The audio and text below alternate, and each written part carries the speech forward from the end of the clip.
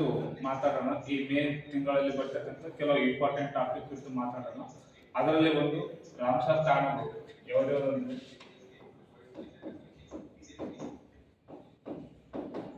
Ramsar sites, number 2 ಬಂದರೆ NITI Aayog, number 3 ಬಂದರೆ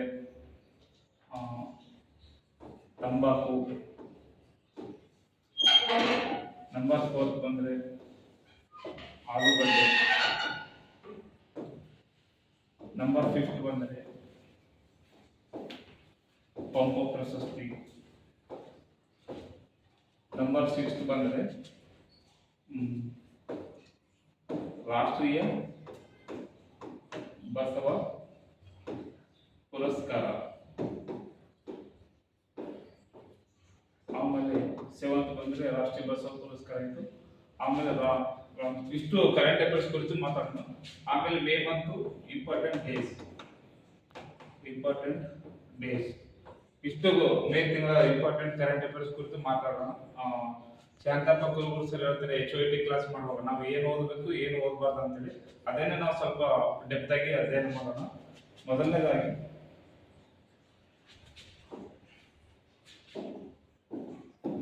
Ramsar ತಾಣಗಳು, ರಾಮ್ಸರ್ ಸೈಟ್ಸ್. ಏನಿದು ರಾಮ್ಸರ್ ತಾಣಗಳು ಅಂದ್ರೆ 1971 ಫೆಬ್ರವರಿ 2 ಏನಾಯ್ತು, ಇರಾನಿನ ರಾಮ್ಸರ್ ಕನ್ಸರ್ವೇಷನ್, ಇರಾನ್ ಏನಾಯ್ತು ಅಂದ್ರೆ ಒಂದು ರಾಮ್ಸರ್ ಸಮ್ಮೇಳನ ನಡೆಯಿತು. ಈ ಒಂದು ಸಮ್ಮೇಳನದ ಮೂಲಕ ಏನ್ ಮಾಡಿದ್ರು ಅಂದ್ರೆ ರಾಮ್ಸರ್ ತಾಣಗಳನ್ನು ಗುರುತಿಸುವುದು. ಏನು ಇದು ರಾಮ್ಸರ್ ಅಂದ್ರೆ ಕೆಸರು ಗದ್ದೆಗಳಂತ ಅರ್ಥ. ಒಂದ್ಸಲ ಬೇಸಿಕ್ ಕ್ವೆಶ್ಚನ್ ಕೇಳಿದ. ವೆಟ್ಲ್ಯಾಂಡ್ ಅಂದ್ರೆ ಏನಂತ ಕೇಳಿದ. ವೆಟ್ಲ್ಯಾಂಡ್ ಅಂದ್ರೆ ಕೆಸರು ಗದ್ದೆಗಳಂತ ಅರ್ಥ. ಈ ರೀತಿ ರಾಮ್ಸರ್ ತಾಣಗಳನ್ನು ಗುರುತಿಸುವುದರ ಮೂಲಕ ಕೆರೆಗಳನ್ನು ಸಂರಕ್ಷಣೆ ಮಾಡುವುದಂತೂ ಎಲ್ಲರೂ ಗೊತ್ತು ಮಾಡ್ಕೋಬೇಕು. ಯಾಕಿದು ರಾಮ್ಸರ್ ಸೈಟ್ಸ್ ರೀಸೆಂಟ್ ಆಗಿ ಯೂಸ್ ಇದೆ ಅಂದ್ರೆ ಪ್ರಸ್ತುತ ಭಾರತದಲ್ಲಿ ಎಷ್ಟಿದೆ ಅಂದ್ರೆ 99 ಇದಾವೆ. ಅದು 99 ಯಾವ್ದಂದ್ರೆ ಒಟ್ಟು ಡಿಸ್ಕಷನ್ ಮಾಡೋಣ ಯಾವ ಅಂತೇಳಿ. 99 ಯಾವ್ದಂದ್ರೆ ಉತ್ತರ ಪ್ರದೇಶದ ಶೇಖ್ ಜಿಲ್ ಅಂತೇಳಿ ಭಾರತದ 99ನೇ ರಾಮ್ಸರ್ ತಾಣವಾಗಿ ಸೆಲೆಕ್ಟ್ ಆಗಿದೆ ಶೇಖ್ ಜಿಲ್ ಅಂತೇಳಿ. ಒಂದೊಂದಾಗಿ ಅಧ್ಯಯನ ಮಾಡೋಣ. ಈಗ ವಿಶ್ವದಲ್ಲಿ ಅತಿ ಹೆಚ್ಚು ರಾಮ್ಸರ್ ತಾಣಗಳು ಎಲ್ಲಿದ್ದಾವೆ? ಬ್ರಿಟನ್ ಎಷ್ಟಿದಾವೆ ಅಂದ್ರೆ 176 ಇದಾವೆ. ಸೆಕೆಂಡ್ ಬಂದ್ರೆ ಮೆಕ್ಸಿಕೋ ಎಷ್ಟಿದಾವೆ ಅಂದ್ರೆ 144 ಇದಾವೆ. ಥರ್ಡ್ ಬಂದ್ರೆ ನಮ್ಮ ಇಂಡಿಯಾ ಎಷ್ಟಿದಾವೆ ಅಂದ್ರೆ 99 ಇದಾವೆ. ನಮ್ಮ ಇಂಡಿಯಾದಲ್ಲಿ ಬಂದಾಗ ಎಷ್ಟೆಷ್ಟು ಯಾವ ರಾಜ್ಯ ಅತಿ ಹೆಚ್ಚು ರಾಮ್ಸರ್ ತಾಣಗಳು ಹೊಂದಿದೆ ಅಂದ್ರೆ ತಮಿಳುನಾಡು ಎಷ್ಟಪ್ಪ ಅಂದ್ರೆ 20. ಭಾರತದಲ್ಲಿ ಅತಿ ಹೆಚ್ಚು ರಾಮ್ಸರ್ ತಾಣಗಳನ್ನು ಹೊಂದಿರತಕ್ಕಂಥ ಜಿಲ್ಲೆ ಯಾವುದು? ತಮಿಳುನಾಡು. ಸೆಕೆಂಡ್ ಬಂದ್ರೆ ಉತ್ತರ ಪ್ರದೇಶ ಎಷ್ಟು? 12 ಹೊಂದಿದೆ ಉತ್ತರ ಪ್ರದೇಶ. ನಮ್ಮ ಕರ್ನಾಟಕದಲ್ಲಿ ಎಷ್ಟಿದಾವೆ ರಾಮ್ಸರ್ ತಾಣಗಳು? ಕರ್ನಾಟಕದಲ್ಲಿ ಎಷ್ಟಿದಾವೆ ಅಂದ್ರೆ 4 ಇದಾವೆ. ಅವು ಯಾವ ಅಂದ್ರೆ ಮೊದಲನೇದಾಗಿ ಮಂಡ್ಯದಲ್ಲಿ ಯಾವುದು? ರಂಗನತಿಟ್ಟು. ನಂತರ ಉತ್ತರ ಕನ್ನಡ ಯಾವುದು? ಅಘನಾಶಿನಿ. ಆಮೇಲೆ ಗದಗ ಬಂದ್ರೆ ಗದಗ ಯಾವುದು? ಮಾಗಡಿ ಕೆರೆ. ನಂತರ ಅವರು ಮಂಡ್ಯ ಇತ್ತು, ಉತ್ತರ ಕನ್ನಡ ಇತ್ತು, ಗದಗ ಇತ್ತು. ಇನ್ನೊಂದು ವಿಜಯನಗರ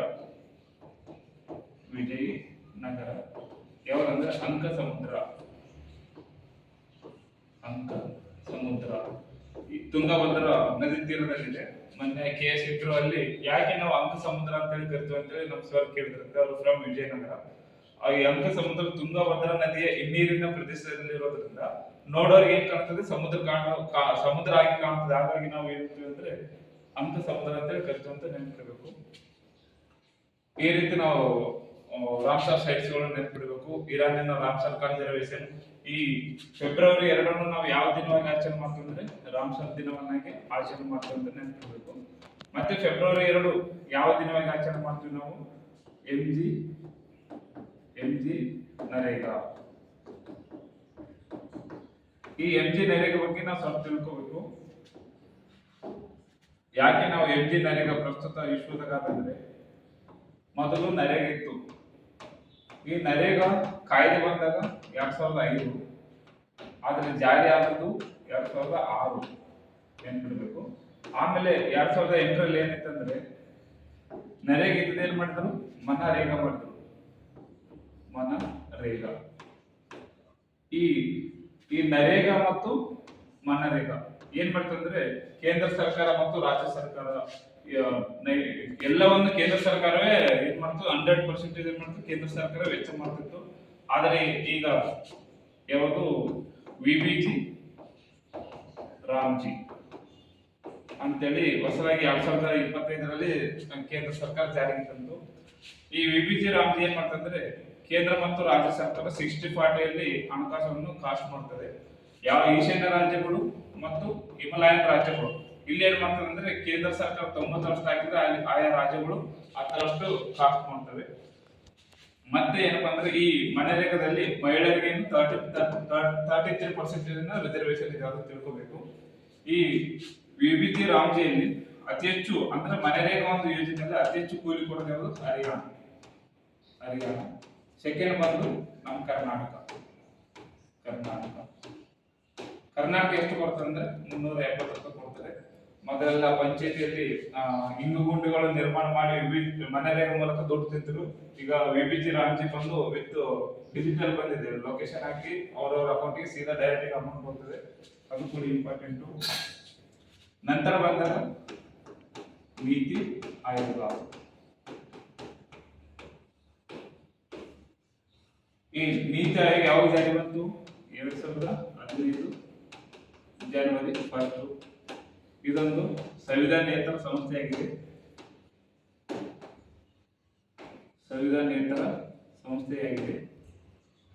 ಮತ್ತು ಶಾಸನಾತ್ಮಕ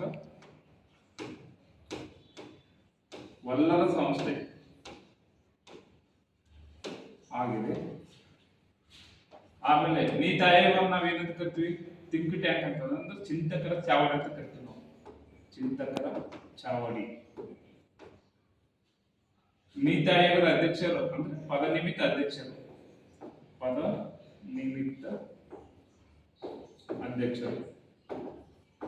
ಯಾರಾಗಿರ್ತಾರೆ? ನೀತಿ ಆಯೋಗದ ಪದನಿಮಿತ್ತ ಅಧ್ಯಕ್ಷರು ಅಂದ್ರೆ PM ಆಗಿರ್ತಾರೆ, ಭಾರತ ಪ್ರಧಾನಮಂತ್ರಿ. ಉಪಾಧ್ಯಕ್ಷರು ಯಾರಾಗಿರ್ತಾರೆ?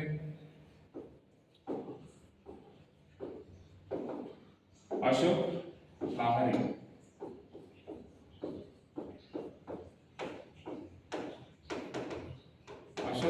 ಪ್ರಸ್ತುತ ಇದು ಕರೆಂಟ್ ಅಫೇರ್ಸ್. ನೀತಿ ಆಯೋಗದ ಪ್ರಸ್ತುತ ಉಪಾಧ್ಯಕ್ಷರಾಗಿ ಯಾರು ನೇಮಕ ಆಗಿದ್ದಾರೆ ಅಂದ್ರೆ ಅಶೋಕ್ ಲಾಹರಿ. ನೀತಿ ಆಯೋಗದ ಪ್ರಥಮ ಉಪಾಧ್ಯಕ್ಷ ಯಾರಂದ್ರೆ ಅರವಿಂದ್ ಪನಗರಿಯೆ.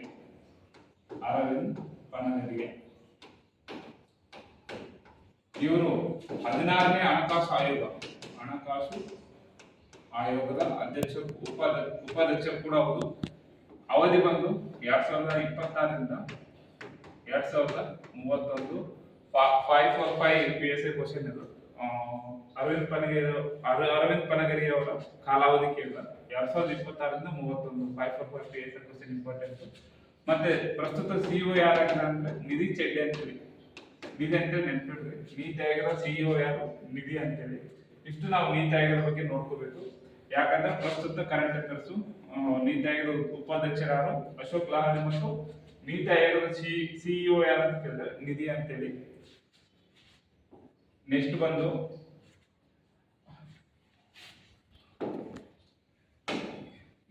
ರಾಮ್ಸರ್ ಸೈಟ್ ಆಯ್ತು, ನೀತಿ ಆಯೋಗ ಆಯ್ತು. ಆಮೇಲೆ ತಂಬಾಕು ಬಗ್ಗೆ ಮಾತಾಡೋಣ.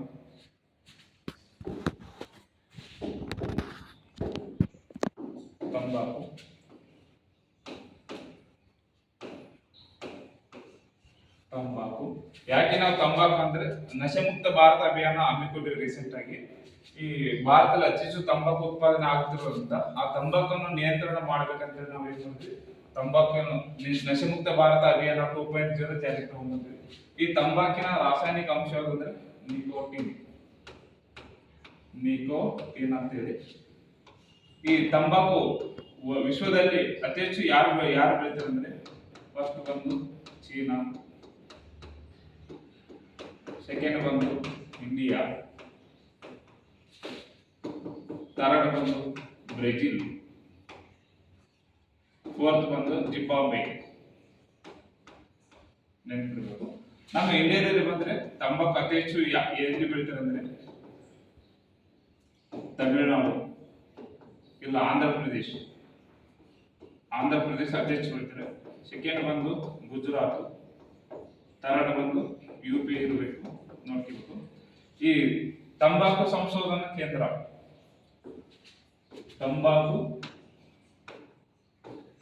ಸಂಶೋಧನಾ ಕೇಂದ್ರ ಮತ್ತು ತಂಬಾಕು ಮಂಡಳಿ ಇಂಪಾರ್ಟೆಂಟ್. ತಂಬಾಕು ಮಂಡಳಿ ಅಂದ್ರೆ ರಾಜ್ಯ ಮಂಡಳಿ ಅಂತ ನೆನಪಿಡಬೇಕು. ತಂಬಾಕು ಮಂಡಳಿ ಬಂದ್ರೆ ರಾಜ್ಯ ಮಂಡಳಿ ಎಲ್ಲಿ ಕಂಡು ಬರ್ತದೆ, ಇದು ಕೂಡ ಆಂಧ್ರ ಪ್ರದೇಶದಲ್ಲಿ ಕಂಡು ಬರ್ತದೆ. ತಂಬಾಕು ಸಂಶೋಧನಾ ಕೇಂದ್ರ ಬಂದ್ರೆ ಯಾವುದು ರಾಜ್ಯ ಮಂಡಳಿ. ತಂಬಾಕು ಸಂಶೋಧನಾ ಕೇಂದ್ರ ಇಲ್ಲಂದ್ರೆ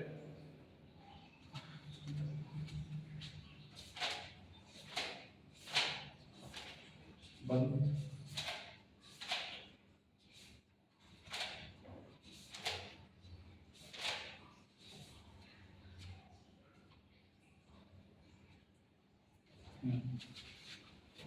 ತಂಬಾಕು ಮಂಡಳಿ ಬಂದ್ರೆ ರಾಜ್ಯ ಮಂಡಳಿ, ತಂಬಾಕು ಸಂಶೋಧನಾ ಕೇಂದ್ರ ಬಂದ್ರೆ ಗುಂಟೂರು ನೆನಪಿಡಬೇಕು. ಈ ತಂಬಾಕುವನ್ನು ನಿಷೇಧ ಮಾಡ್ಬೇಕಂತೇಳಿ ನಮ್ಮ ಭಾರತದಲ್ಲಿ ಇದು ಬ್ರ್ಯಾಂಡ್ ಅಂಬಾಸಿಡರ್ ರಾಯಭಾರಿ ಯಾರಾಗಿದ್ದಾರೆ? PV ಸಿಂಧು ನೆನಪಿಡಬೇಕು. ಯಾವ ಆಟಕ್ಕೆ ಫೇಮಸ್ ಅಂದ್ರೆ ಬ್ಯಾಡ್ಮಿಂಟನ್ಗೆ ಫೇಮಸ್. ಆಮೇಲೆ ಈ ತಂಬಾಕಿನಲ್ಲಿ ನಿಕೋಟಿನ್ ಇರ್ತದೆ.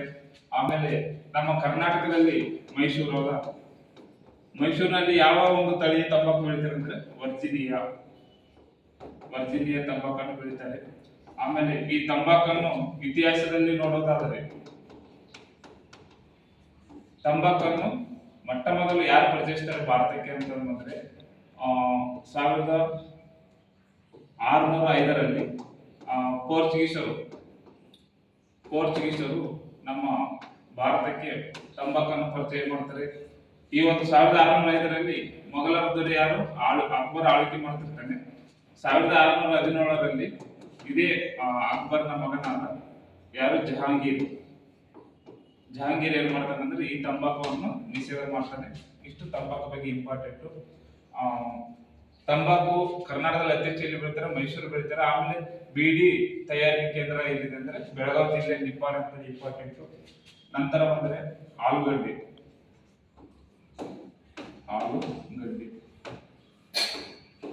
ಇದೊಂದು ಬೇರೆ ಟಿಂಬರ್ ಅಂತಾರೆ, ಅಂಡರ್ ಗ್ರೌಂಡ್ ಟಿಂಬರ್ ಅಂತಾರೆ. ಇದು ಇಂಪಾರ್ಟೆಂಟ್. ಈ ಆಲೂಗಡ್ಡೆ ಕೂಡ ಪೋರ್ಚುಗೀಸರು ಪರಿಚಯ ಮಾಡಿದ್ರು. ಯಾಕಂದ್ರೆ ಇದಕ್ಕೆ ಇತ್ತೀಚೆಗೆ ಫೇಮಸ್ ಅದಕ್ಕಿದೆ ಅಂದ್ರೆ ಮಿನಿಮಮ್ ಸಪೋರ್ಟ್ ಪ್ರೈಸ್ ಘೋಷಣೆ ಮಾಡಿದ್ರೆ 1 kgಗೆ 15 ರೂಪಾಯಿ ಕೊಡ್ಬೇಕಂತೇಳಿ. ಹಾಗಾಗಿ ಆಲೂಗಡ್ಡೆ ಫೇಮಸ್ ಇದೆ.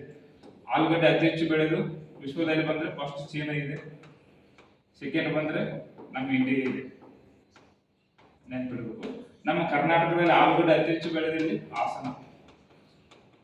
ಇದು ನೆನಪಿಡಬೇಕು. ಮತ್ತೆ ರೀಸೆಂಟ್ ಆಗಿ ರೈತರ ಆತ್ಮಹತ್ಯೆ ಕೂಡ ನ್ಯೂಸ್ ಅಲ್ಲಿ ಇದೆ, ಅದ್ರ ಬಗ್ಗೆ ಮಾತಾಡೋಣ. ರೈತರ ಆತ್ಮಹತ್ಯೆ 2026. ಈ ರೈತರ ಆತ್ಮಹತ್ಯೆ ಅನ್ನೋದು ಯಾವ ಒಂದು ಬಿಡುಗಡೆ ಮಾಡ್ತಾರೆ ಅಂದ್ರೆ NCRB. ಏನಿದು NCRB ಅಂದ್ರೆ ನ್ಯಾಷನಲ್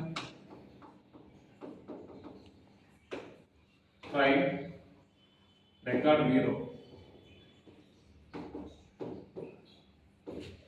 ಇದೊಂದು ಏನ್ ಮಾಡ್ತದೆ, ರೈತರ ಆತ್ಮಹತ್ಯೆಯನ್ನು ಬಿಡುಗಡೆ ಮಾಡ್ತದೆ. ನಮ್ಮ ಭಾರತದಲ್ಲಿ ಅತಿ ಹೆಚ್ಚು ರೈತರ ಆತ್ಮಹತ್ಯೆ ಎಲ್ಲಿ ಮಾಡ್ಕೋತಾರೆ ಅಂದ್ರೆ ಫಸ್ಟ್ ಬಂದು ಮಹಾರಾಷ್ಟ್ರ. ನಮ್ಮ ಕರ್ನಾಟಕದಲ್ಲಿ ಬಂದ್ರೆ ಯಾವುದು ಸೆಕೆಂಡ್ ಬಂದು ಬೆಳಗಾವಿ. ಇಷ್ಟು ನೆನಪಿಡಬೇಕು. ಈ ರೈತರ ಆತ್ಮಹತ್ಯೆ ರೀಸೆಂಟ್ ಆಗಿ ನ್ಯೂಸ್ ಇದೆ. ಮತ್ತೆ ಯಾವ ಟಾಪಿಕ್ ಹೋದು ಅಂದ್ರೆ ಪಂಪ ಪ್ರಶಸ್ತಿ.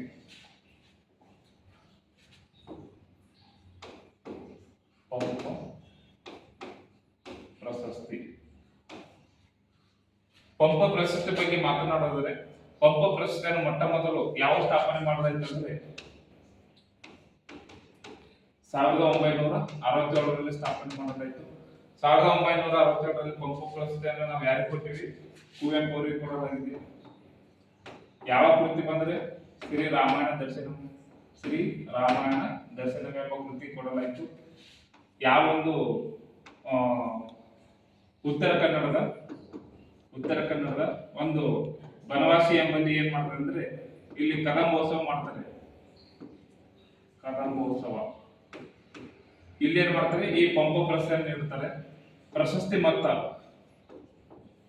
ಪಂಪ ಪ್ರಶಸ್ತಿಯ ಮೊತ್ತ ಎಷ್ಟಂದ್ರೆ 5 ಲಕ್ಷ. 5 ಲಕ್ಷ. ಈ ಪ್ರಸ್ತುತ ಮೊಟ್ಟ ಮೊದಲ ಬಾರಿಗೆ ಕುವೆಂಪು ಅವರಿಗೆ ಕೊಡಲಾಯಿತು.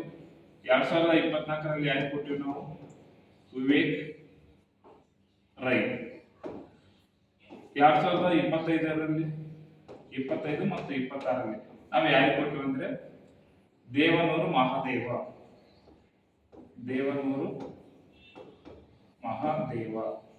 ನೆನಪಿಡಬೇಕು. ಈಗ ನಾವು ದೇವನೂರು ಮಹಾದೇವ ಬಗ್ಗೆ ನೋಡೋಣ. ದೇವನೂರು ಮಹಾದೇವ ಇವರನ್ನ ನಾವು ಏನಂತ ಕರಿತೀವಿ ಅಂದ್ರೆ ದಲಿತ ಕವಿ ಅಂತ ಹೇಳಿ ಕರಿತೀವಿ.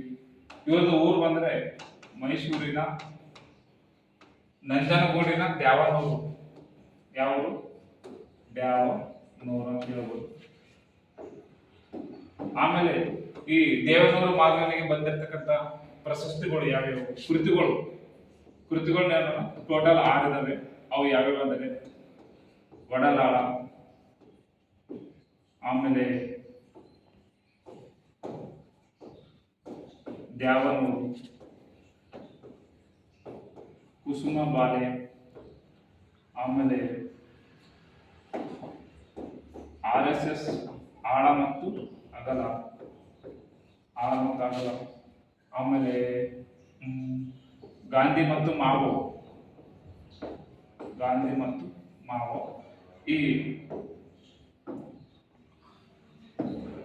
RSS ಮತ್ತು ಆಳ ಮತ್ತು ಅಗಲ ಅಂದ್ರೆ ಇಷ್ಟು ಕೃತಿಗಳಲ್ಲಿ ಅತಿ ಹೆಚ್ಚು ಸೇಲ್ ಆಗಿರೋದು RSS ಆಳ ಮತ್ತು ಅಗಲ ಇಂಪಾರ್ಟೆಂಟ್. ಒಡಲಾಳ, ದ್ಯಾವನೂರು, ಕುಸುಮಬಾಲೆ, RSS ಆಳ ಮತ್ತು ಅಗಲ, ಗಾಂಧಿ ಮತ್ತು ಮಾವೋ. ಇನ್ನೊಂದು ಯಾವ್ದಂದ್ರೆ ಎದೆಗೆ ಬಿದ್ದ ಅಕ್ಷರ.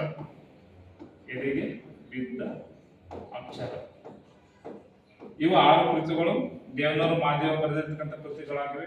ಈ ಒಡಲಾಳ ಕೃತಿಗೆ 1984ರಲ್ಲಿ ಕಲ್ಕತ್ತಾ ಭಾರತೀಯ ಟ್ರಸ್ಟಿಂದ ಅತ್ಯಂತ ಉತ್ಕೃಷ್ಟ ಕೃತಿ ಅಂತ ಪ್ರಸಿದ್ಧಿ ಕೊಟ್ಟಿದ್ದಾರೆ. ಯಾವುದು? ಒಡಲಾಳ ಕೃತಿಗೆ.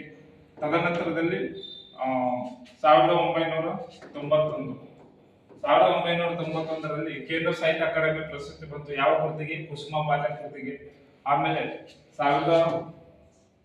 1991 ಇತ್ತು. ಮತ್ತೆ ಇವರಿಗೆ ನಾಡೋಜಿ ಪ್ರಶಸ್ತಿ ಕೂಡ ಕೊಡ್ತಾರೆ. ಎಷ್ಟರಲ್ಲಿ ಅಂದ್ರೆ 2010ರಲ್ಲಿ ಯಾವುದು? ನಾಡೋಜಿ ಅವಾರ್ಡ್ ಕೊಟ್ಟರು. ನಂತರ 2024ರಲ್ಲಿ ತಮಿಳುನಾಡು ಸರ್ಕಾರ ಏನ್ ಮಾಡ್ತಾರೆ? ವೈಕುಂ ಪ್ರಶಸ್ತಿ ಕೊಟ್ಟರು. 2025ರಲ್ಲಿ ಏನ್ ಕೊಟ್ರು ಅಂದ್ರೆ ರಾಷ್ಟ್ರೀಯ ಬಸವ ಪುರಸ್ಕಾರ ರಾಷ್ಟ್ರೀಯ ಪಂಪ ಪ್ರಶಸ್ತಿ ಕೊಟ್ಟರು. ಯಾರಿಗೆ? ದೇವನೂರು ಮಹಾದೇವನಿಗೆ. ನಂತರ ಬಂದ್ರೆ ರಾಷ್ಟ್ರೀಯ ಬಸವ ಪುರಸ್ಕಾರ 2020 ಯಾವ ಸ್ಥಾಪನೆ ಮಾಡಿದ್ದು? 2001ರಲ್ಲಿ ಸ್ಥಾಪನೆ ಮಾಡಲಾಗಿತ್ತು. ಇದು ಪ್ರಶಸ್ತಿ ಮೊತ್ತ ಎಷ್ಟು? 10 ಲಕ್ಷ. 2001ರಲ್ಲಿ ಯಾರಿಗೆ ಕೊಟ್ಟರು ಅಂದ್ರೆ 2001ರಲ್ಲಿ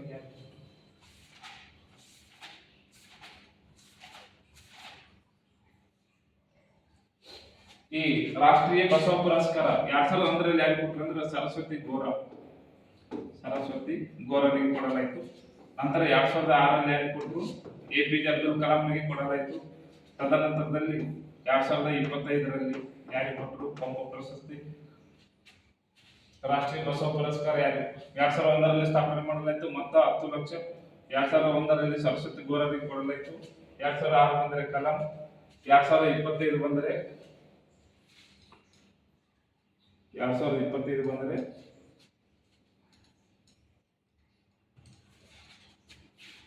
ಸಿದ್ದರಾಮ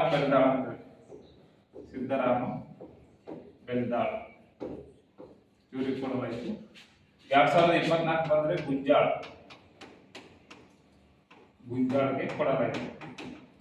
ಇಷ್ಟು ರಾಷ್ಟ್ರೀಯ ಬಸವ ಪುರಸ್ಕಾರ ಬಗ್ಗೆ ಗೊತ್ತಿರಬೇಕು, ಇಂಪಾರ್ಟೆಂಟ್. ನೆಕ್ಸ್ಟ್ ಬಂದ್ರೆ April month important days. April 7 ಬಂದ್ರೆ ಆರೋಗ್ಯ ದಿನ. ರೀಸೆಂಟ್ ಆಗಿ ಒಂದು ಪೇಪರ್ ನಲ್ಲಿ ಏನು ಕೊಟ್ಟಿದ್ದಾರೆ ಅಂದ್ರೆ ಸೌತ್ ಆಫ್ರಿಕಾದಲ್ಲಿ ಯಾವುದು ಎಬೋಲಾ ರೋಗ ಬಂತು, ಉಗಾಂಡ ಮತ್ತು ಕಿನ್ಯಾದಲ್ಲಿ ಏನ್ ಮಾಡಿದ್ರೆ ಅಂದ್ರೆ ಆರೋಗ್ಯ ತುರ್ತು ಪರಿಸ್ಥಿತಿ ಹೊರಡಿಸಲಾಗಿದೆ. ಮತ್ತೆ ಅಂಟ ವೈರಸ್ ಕೂಡ ನ್ಯೂಸ್ ಅಲ್ಲಿ ಇದೆ, ಇಂಪಾರ್ಟೆಂಟ್. ಏಪ್ರಿಲ್ 7 ಬಂದ್ರೆ ಆರೋಗ್ಯ ದಿನ. ಆಮೇಲೆ ಏಪ್ರಿಲ್ 21 ಬಂದ್ರೆ UPSC ದಿನ. ಆರ್ಟಿಕಲ್ ಬಂದು 315. ಆಮೇಲೆ ಏಪ್ರಿಲ್ 24 ಬಂದ್ರೆ ಪಂಚಾಯತಿ ದಿನ. ಈ ಪಂಚಾಯತಿ ಬಗ್ಗೆ ಹೇಳೋದಾದ್ರೆ 9ನೇ ಅನುಸೂಚಿ ಪಂಚಾಯತಿ ಬಗ್ಗೆ ಹೇಳುತ್ತದೆ. 9ನೇ ಭಾಗ ಬಂದ್ರೆ ಪಂಚಾಯತಿ ಬಗ್ಗೆ ಹೇಳುತ್ತದೆ.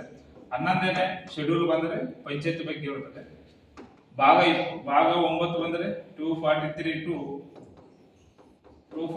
ಓವರ್ಗೆ ಪಂಚಾಯತಿ ಬಗ್ಗೆ ಹೇಳುತ್ತದೆ. ಪಂಚಾಯತಿ ಪಿತಮ ಯಾರು? ನರಸಿಂಹ ಮೇಘರನ್ನು ನಾವು ಪಂಚಾಯತಿ ಪಿತಮ ಅಂತ ಹೇಳ್ತೀವಿ.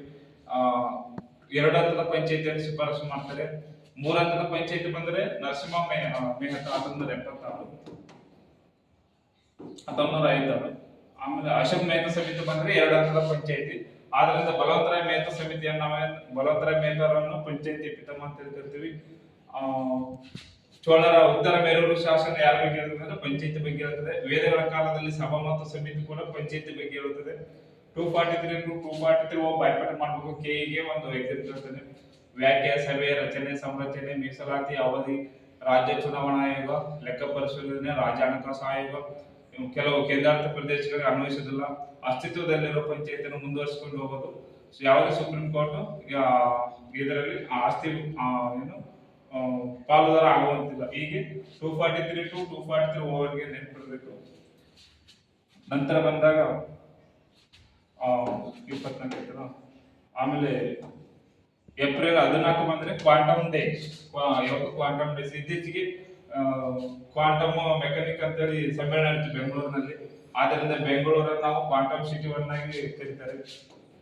ಏಪ್ರಿಲ್ 26 ಬೌದ್ಧಿಕ ಆಸ್ತಿ ಹಕ್ಕು ದಿನವಾಗಿ ಆಚರಣೆ ಮಾಡ್ತಾರೆ.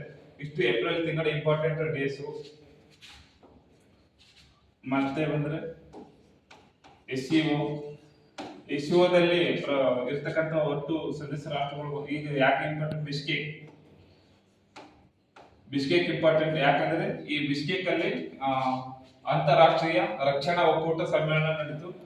ನಮ್ಮ ಭಾರತದ ಪರವಾಗಿ ಯಾರು ಭಾಗವಹಿಸಿದ್ರು ಅಂದ್ರೆ ರಾಜನಾಥ್ ಸಿಂಗ್ ಭಾಗವಹಿಸಿದ. ನಂತರದಲ್ಲಿ ಇದು ಒಪೆಕ್ ಕೂಡ ಇಂಪಾರ್ಟೆಂಟ್. ಈ ಒಪೆಕ್ ಫುಲ್ ಫಾರ್ಮ್ ಏನಂದ್ರೆ organisation of petrol exporting country ಅಂತ ಹೇಳಿ. ಎಷ್ಟರಲ್ಲಿ ಸ್ಥಾಪನೆ ಇತ್ತು ಒಪೆಕ್ ಅಂದ್ರೆ 1960ರಲ್ಲಿ ಸ್ಥಾಪನೆ ಇತ್ತು. ಸ್ಥಾಪನೆ ಆದಾಗ ಸದಸ್ಯ ರಾಷ್ಟ್ರಗಳ ಸಂಖ್ಯೆ 5. ಯಾವ್ಯಾವ ಅಂದ್ರೆ ಇರಾನ್, ಇರಾಕು, ಆಮೇಲೆ ಸೌದಿ, ಆಮೇಲೆ ಕುವೈತು, ಆಮೇಲೆ ವೆನಿಜುವೆಲಾ. ಇವು ಇಂಪಾರ್ಟೆಂಟ್. 1967ರಲ್ಲಿ ಏನಾಯ್ತು? UAE ಸೇರ್ಪಡೆ ಇತ್ತು. ಆದರೆ ಪ್ರೆಸೆಂಟ್ UAE ಏನಾಗಿದೆ? ಎಕ್ಸಿಟ್ ಆಗ್ತಿದೆ. ಆದ್ದರಿಂದ ಈ ಒಪೆಕ್ ಸದಸ್ಯ ರಾಷ್ಟ್ರಗಳ ಸಂಖ್ಯೆ 11. ಈ ಒಪೆಕ್ ಪ್ಲಸ್ ಅಂತ ಹೇಳಿ ಬರ್ತದೆ ಇನ್ನೊಂದು. ಇಲ್ಲಿ ಕೂಡ 12 ಇದಾವೆ. 2 ಸೇರಿ 24 ಇವು. ಒಪೆಕ್ ಅಲ್ಲಿ ಬಂದ್ರೆ ಸದಸ್ಯ ರಾಷ್ಟ್ರಗಳ ಸಂಖ್ಯೆ 11. ಯಾವ ದೇಶ ಹೊರಗಾಗಿದೆ? UAE ಅಂತ ಹೇಳಿ ನೆನಪಿಡಬೇಕು. ಏನಿದು UAE ಅಂದ್ರೆ ಯುನೈಟೆಡ್ ಅರಬ್ ಎಮಿರೇಟ್ಸ್ ಅಂತ ಹೇಳಿ ನೆನಪಿಡಬೇಕು. ಅದಕ್ಕೆ ಎಷ್ಟು ಕರೆಂಟ್ ಅಫೇರ್ಸ್ ಡಿಸ್ಕಷನ್ ಮಾಡಿದ್ವಿ ಇಂಪಾರ್ಟೆಂಟ್.